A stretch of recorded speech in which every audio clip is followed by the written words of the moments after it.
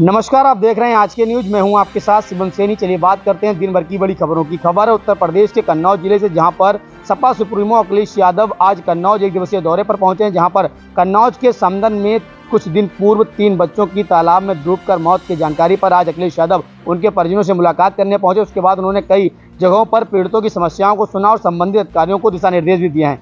आज का समाजवादी पार्टी के मुखिया अखिलेश यादव और कन्नौज लोकसभा के सांसद भी अपने संसदीय क्षेत्र कन्नौज पहुंचे, तो उन्होंने कई जगहों पर पीड़ितों की समस्याओं को सुना और उन्होंने निर्देशित भी किए हैं। उसके बाद उन्होंने समाजवादी पार्टी कार्यालय पर पहुंचकर अपने समाजवादी पार्टी के नेताओं से मुलाकात की। उसके बाद मीडिया से बातचीत करते हुए समाजवादी पार्टी के मुखिया अखिलेश यादव ने बीजेपी सरकार पर जमकर हमला बोला है। मैं अभी गुरसाईगंज में जो हाई टेंशन लाइन थी, जिसके कारण बड़ी संख्या में लोग घायल हुए हैं, हम सभी समाजवादियों की मांग है कि ऐसे परिवार जिनके सदस्यों को चोट पहुंची है, हाई टेंशन आग लगने से केबल की लाइन जो गिरी उसके वजह से जो नुकसान हुआ है, आग लगी है, बड़े पैमाने पर बच्चे परिवार के सदस्य आग से झुलस गए, जल गए हैं।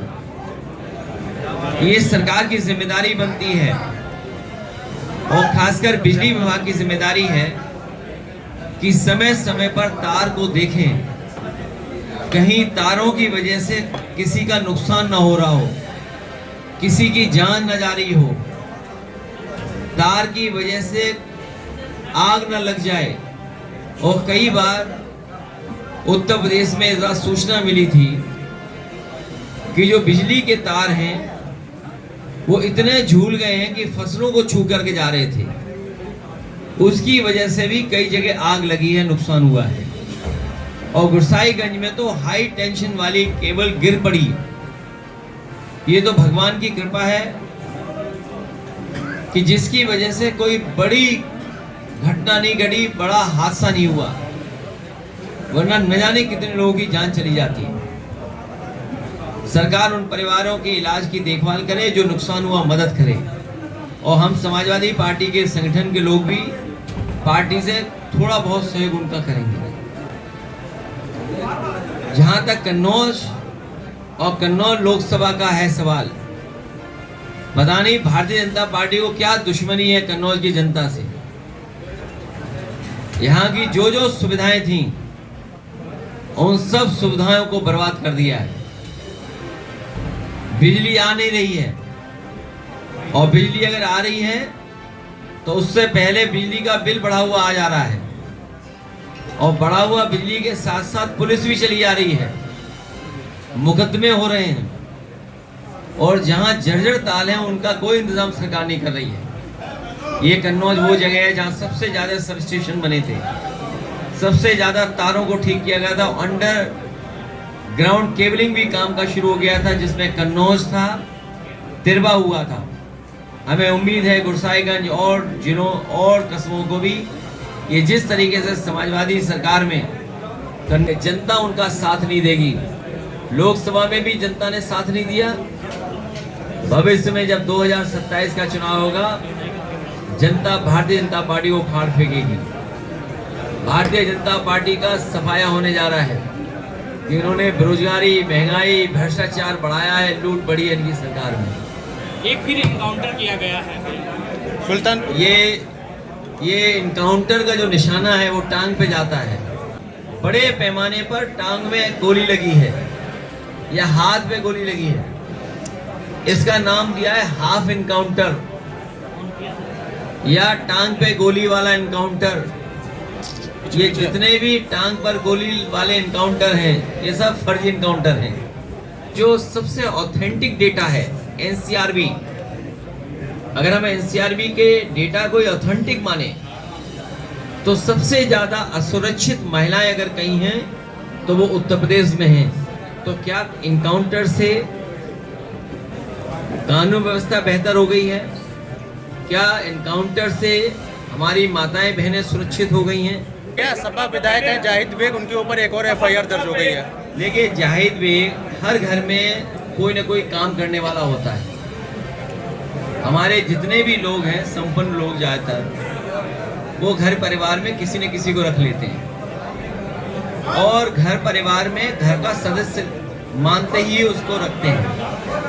ये घटना जो हुई है दुखद है, उसके पीछे कोई भी कारण हो, लेकिन ये सरकार की नीयत साफ नहीं है।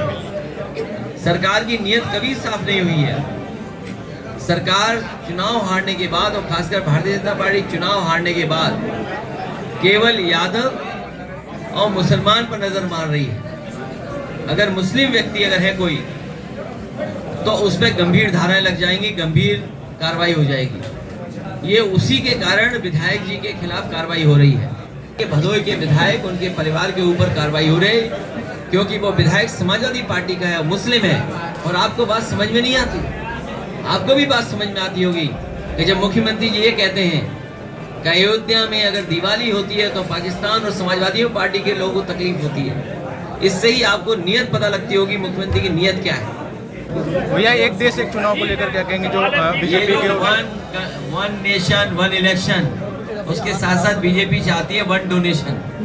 एक ही बार डोनेशन मिल जाए बहुत ठीक है।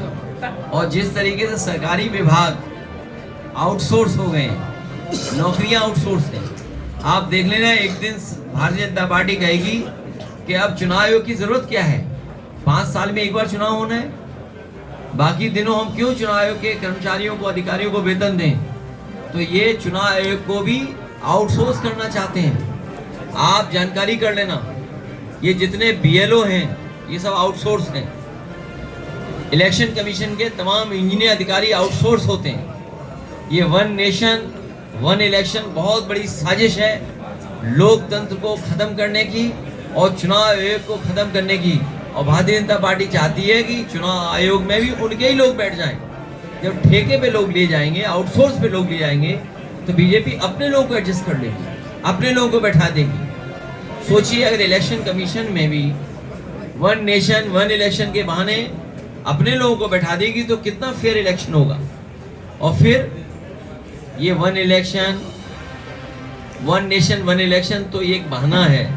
कुछ दिन पहले आपने सुना होगा कि महिला आरक्षण लागू होने वाला है, बहुत प्रचार किया गया, बहुत ढोल बजाए गए। बताओ महिला आरक्षण कहाँ है? इस सबसे जरूरी है कि हमारी आपकी जातिगत जनगणना हो जाए, जाति के आधार पर जनगणना हो जाए, जिससे हर एक को पता लग जाए कि हमारे समाज में आबादी कितनी है और सरकार इस काम करने में कामयाब हो जाए कि आबादी के हिसाब से उन्हें सुविधाएं देना शुरू कर दें। सर जैसे कि भाजपा का कहना है कि आप चाचा और सब आपके पार्टी के जो माफिया थे वो गुंडे थे, लेकिन आप साधु संतों को गुंडा कह रहे हैं। नहीं, मैंने कभी भी, मैं आपसे कहना चाहता हूँ, हमारे कभी किसी साधु संत ऋषि मुनि आचार्य किसी के बारे में हम समाजवादियों ने कभी टिप्पणी नहीं की होगी। हाँ, हम लोगों ने टिप्पणी जो की है वो मठाधीश मुखर्जी जी पे टिप्पणी की, अगर की होगी तो, वरना हम लोग कभी किसी पे टिप्पणी नहीं करते। हम सबको पूजने मानते हैं, हम उनका सम्मान करते हैं। लेकिन अगर मठाधीश पे ही अगर किसी को शिकायत है तो बताओ, हमारे मुख्यमंत्री जी तो मठाधीश मुख्यमंत्री हैं, तो इसमें क्या खराब बात है? इसमें भी शिकायत है क्या? जनता 10 की 10 सीटें हराएगी बीजेपी को। न केवल विधानसभा हारेंगे बल्कि कुर्सी भी छिन जाएगी। और इसीलिए BLO हटाए जा रहे हैं। सोचिए, सबसे छोटा कर्मचारी कौन होता है? BLO।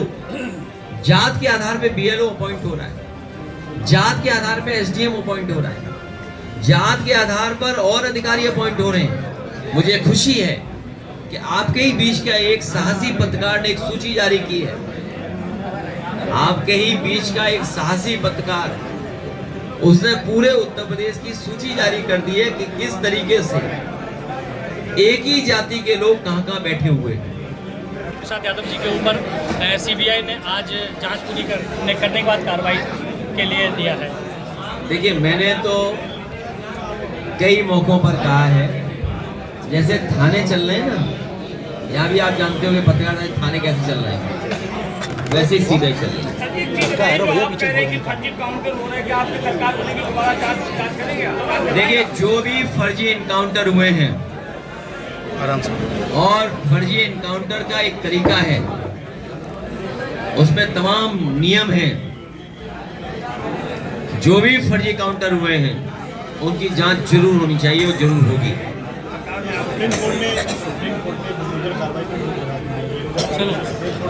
अब स्टीयरिंग उखड़ गया है, दोनों लोग पार्किंग में खड़े होंगे कुछ दिन बाद, चलाने वाले और चलने वाला।